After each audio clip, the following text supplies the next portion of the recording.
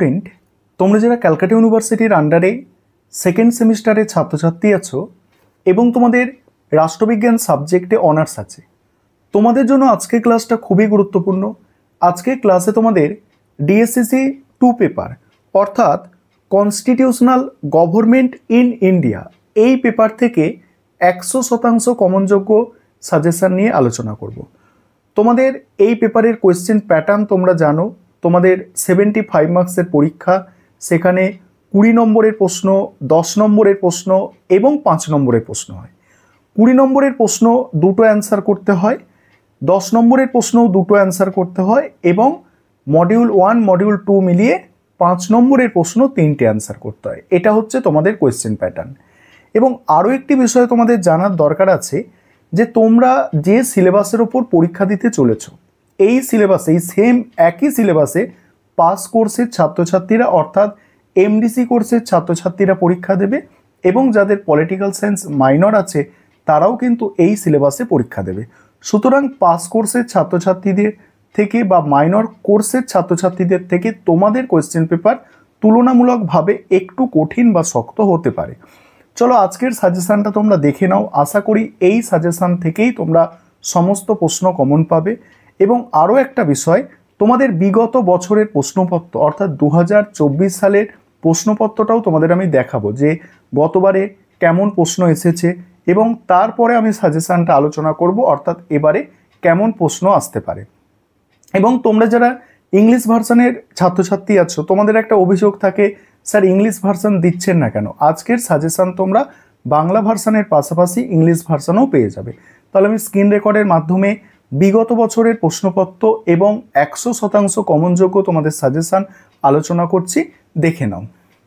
আগে তোমরা বিগত বছরের প্রশ্নপত্রটা দেখো, অর্থাৎ কি ধরনের প্রশ্ন অনার্সে আছে সেই প্রশ্নপত্রটা প্রথমে দেখো, তারপরে তোমাদের আমি সাজেশান নিয়ে আলোচনা করব। তোমাদের পেপারটার নাম হচ্ছে কনস্টিটিউশনাল গভর্নমেন্ট ইন ইন্ডিয়া। দেখো গতবারে অর্থাৎ 2024 সালে 5 নম্বরের যে প্রশ্ন দেওয়া হয়েছিল, ভারতীয় স্বাধীনতা আইন 1947, তারপরে ভারতীয় সংবিধানে উল্লেখিত মৌলিক দায়িত্বসমূহ, দায়িত্ব কথাটাকে ঘুরিয়ে দেওয়া হয়েছিল, এটা কর্তব্য, তোমাদের সিলেবাসে যে কর্তব্য আছে সেই কর্তব্যটার কথা বলা হচ্ছে। এবার ভারতীয় সংবিধানে 356 নম্বর ধারা দেওয়া হয়েছিল, অর্থাৎ রাষ্ট্রপতি যে 3 ধরনের জরুরি অবস্থা জারি করতে পারে তার মধ্যে একটা ধারা এখানে দেওয়া হয়েছে। তারপরে ভারতীয় সংবিধানে সদস্যদের বিশেষ অধিকার এবং অব্যাহতি সম, এই প্রশ্নটা এখানে দেওয়া হয়েছে। তারপরে দেখো ভারতের সুপ্রিম কোর্টের মূল এলাকা, এই প্রশ্নটা দেওয়া হয়েছে। অর্থাৎ এখান থেকে যেটা তোমরা বুঝতে পারছো, খুব ভালো করে বিষয়টা বোঝার চেষ্টা করো। এখান থেকে যেটা বুঝতে পারছো এই প্রশ্নটা একটু অড প্রশ্ন, অর্থাৎ একটু নতুন ধরনের প্রশ্ন। বাকি প্রশ্নগুলো কিন্তু ভালো করে যদি তোমরা পড়াশোনা করো তাহলে কিন্তু লেখা যায়, এই ধরনের প্রশ্নই দেওয়া হচ্ছে। এবারে তোমাদের আমি এখান থেকে সাজেস্ট করব, প্রথমে এই যে প্রশ্নটা তোমরা দেখছো, ভারতীয় সংবিধানের সদস্যদের বিশেষ অধিকার ও অব্যাহতি, এই প্রশ্নটা এবারের জন্য অর্থাৎ 2025-এর জন্য তোমরা 10 নম্বরে অতি অবশ্যই তৈরি করে যাবে। এই ভারতীয় সংবিধানের সদস্যদের বিশেষ অধিকার অব্যাহতি, এটা 10 নম্বরে অবশ্যই তোমাদের তৈরি করে যেতে হবে। আশা করি তোমাদের বোঝাতে পারলাম এটা। তারপরে হচ্ছে দেখো বাকি প্রশ্নগুলো দেখে নাও একটু।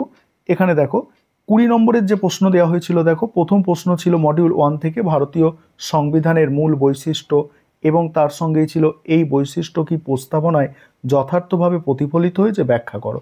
দেখছো প্রশ্নগুলো কেমনভাবে ঘুরিয়ে দেওয়া হয়েছে দেখো, কারণ তোমরা যে সিলেবাসে পরীক্ষা দিচ্ছ সেই সিলেবাসে পাস কোর্সের যারা ছাত্রছাত্রী অর্থাৎ এমডিসি কোর্সের ছাত্রছাত্রী তারা পরীক্ষা দিচ্ছে, এমনকি মাইনরের ছাত্রছাত্রীরাও পরীক্ষা দিচ্ছে, তা তোমাদের প্রশ্ন একটু কঠিন হবে ওদের তুলনায়, এটা তো স্বাভাবিক। তারপরে দেখো ভারতের কেন্দ্র রাজ্যের মধ্যে আইনগত সম্পর্ক, এটা গতবারে এসেছে, ঠিক আছে। এটা কিন্তু এবারের জন্য তোমাদের, এইবারের জন্য কিন্তু এটা 10 নম্বরে খুবই গুরুত্বপূর্ণ, ঠিক আছে। তারপরে দেখো, তারপরে হচ্ছে গণপরিষদে, এবার 10 নম্বরের প্রশ্ন যেগুলো দিয়েছিল দেখো, গণপরিষদে ধর্মের অধিকার সংক্রান্ত বিতর্কটি সংক্ষেপে আলোচনা করো, এটা 10 নম্বরে দেওয়া হয়েছিল। তারপরে ভারতের রাষ্ট্রপতি ও প্রধানমন্ত্রীর সম্পর্ক সংক্ষেপে বিবৃত করো। কি আছে? ভারতের রাষ্ট্রপতি ও প্রধানমন্ত্রীর সম্পর্ক সংক্ষেপে বিবৃত করো। এটা 10 নম্বরে দেওয়া হয়েছিল। বিগত বছরের প্রশ্নপত্র দেখো, আজকে ক্লাসে তোমাদের 100% কমনযোগ্য সাজেশন আলোচনা করব। দেখো তারপরে কি আছে, দেখো তারপরে আছে মডিউল 2 থেকে বিচার বিভাগীয় সক্রিয়তা দেওয়া হয়েছিল। তারপরে ভারতের প্রান্তিক মানুষের ক্ষমতার হাতিয়ার হিসাবে 73তম সংবিধান সংশোধন আইনটি আলোচনা করো, এটা দেওয়া হয়েছিল। তারপরে 10 নম্বরের প্রশ্ন দেওয়া হয়েছিল ভারতের একটি অঙ্গরাজ্যের রাজ্যপালের ভূমিকা উদাহরণসহ মূল্যায়ন করো।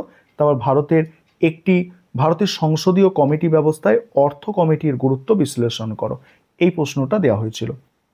এবারে তোমরা সম্পূর্ণ সাজেশনটা দেখে নাও, আমি আলোচনা করছি তোমাদের এবারের জন্য যেগুলো খুবই গুরুত্বপূর্ণ।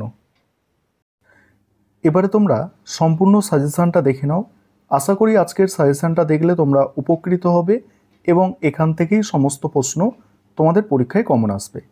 দেখো প্রথমে আমি বাংলায় সাজেশনটা আলোচনা করছি এবং শেষে আমি ইংলিশে সাজেশনটা দিয়ে দেব।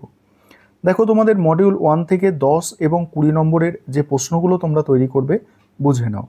প্রথম প্রশ্ন আছে ভারতীয় যুক্তরাষ্ট্রীয় ব্যবস্থার প্রকৃতি আলোচনা করো। ভারতের যুক্তরাষ্ট্রীয় ব্যবস্থায় কেন্দ্রের দিকে ঝোঁক অর্থাৎ কেন্দ্রীয় প্রবণতা কেন পরিলক্ষিত হয়, এই প্রশ্নটা হচ্ছে মোস্ট ইম্পর্টেন্ট প্রশ্ন। আমি তোমাদের যেটা যুক্তরাষ্ট্রীয় ব্যবস্থার প্রকৃতি আলোচনা করিয়েছিলাম সেখানে কিন্তু কেন্দ্র প্রবণতা উল্লেখ ছিল, সেই অ্যান্সারটাই এখানে লিখতে হবে। পরের প্রশ্ন আছে ভারতের রাষ্ট্রপতির জরুরি ক্ষমতাগুলি বিশদে আলোচনা করো, অর্থাৎ ভারতের রাষ্ট্রপতির জরুরি ক্ষমতা।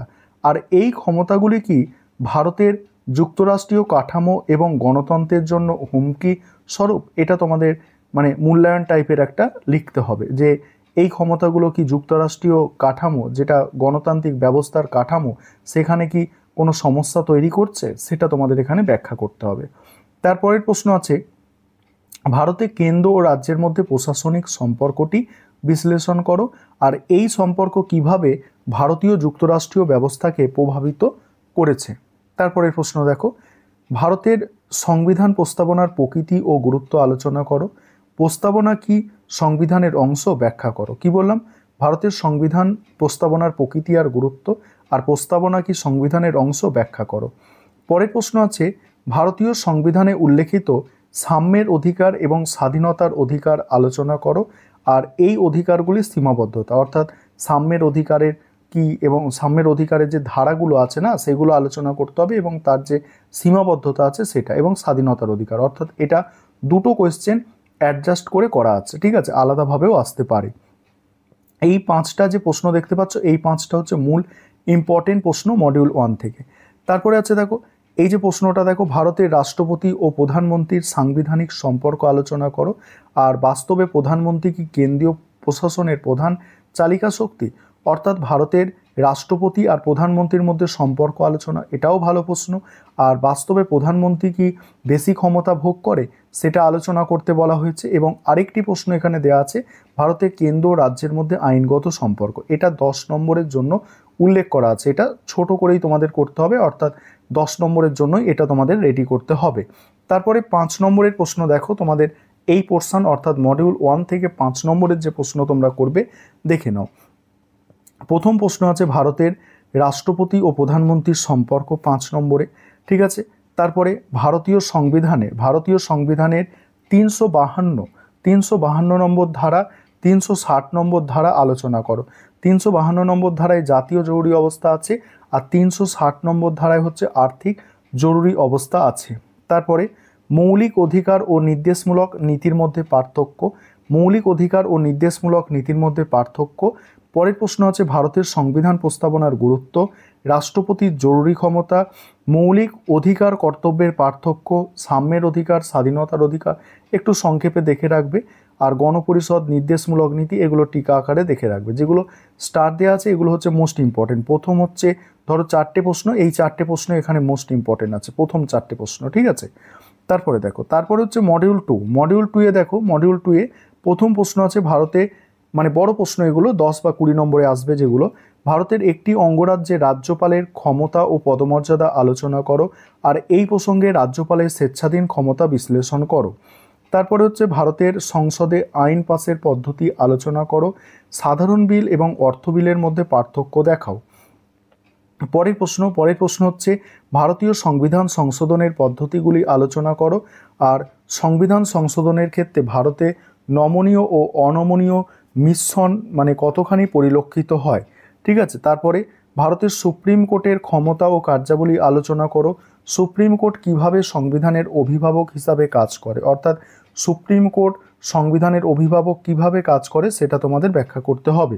তারপর হচ্ছে দেখো লোকসভা রাজ্যসভার সাংবিধানিক সম্পর্ক আলোচনা করো।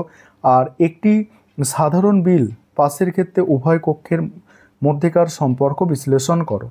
তারপরের প্রশ্ন দেখো ভারতের বিচার বিভাগের সক্রিয়তা, এটা 10 নম্বরে করবে। 73তম সংবিধান সংশোধন, এটাও 10 নম্বরে দেখতেই হবে তোমাদের। আর ভারতে কমিটি ব্যবস্থা মানে ভারতের সংসদে কমিটি ব্যবস্থা, এটা 20 নম্বরের জন্য একটা মোস্ট ইম্পর্টেন্ট প্রশ্ন আছে। এবার 5 নম্বরের প্রশ্ন দেখো রাজ্যপালের স্বেচ্ছাধীন ক্ষমতা, লোকসভা ও রাজ্যসভার গঠনগত ও কার্যগত পার্থক্য, তারপর কোনো রাজ্য বিধানসভায় মুখ্যমন্ত্রীর ভূমিকা ও পদমর্যাদা, তারপর লোকসভার স্পিকারের ভূমিকা, হাইকোর্টের কার্যাবলী, তারপর হচ্ছে সুপ্রিম কোর্টের লেখ জারি করার ক্ষমতা। এবার দেখো তোমরা যারা ইংলিশ ভার্সানের স্টুডেন্ট আছো, দেখো আমি স্ক্রল করে যাচ্ছি, তোমাদের ইংলিশ ভার্সানেও সাজেশনটা দেওয়া আছে এবং যেগুলো স্টার দেওয়া আছে এগুলো হচ্ছে সবথেকে গুরুত্বপূর্ণ অর্থাৎ মোস্ট ইম্পর্টেন্ট প্রশ্ন। দেখে নাও তোমরা সম্পূর্ণ সাজেশনটা, আমি ধীরে ধীরে স্ক্রল করে যাচ্ছি, দেখে নাও সম্পূর্ণ সাজেশনটা তোমরা দেখে নাও, আমি স্ক্রল করে যাচ্ছি।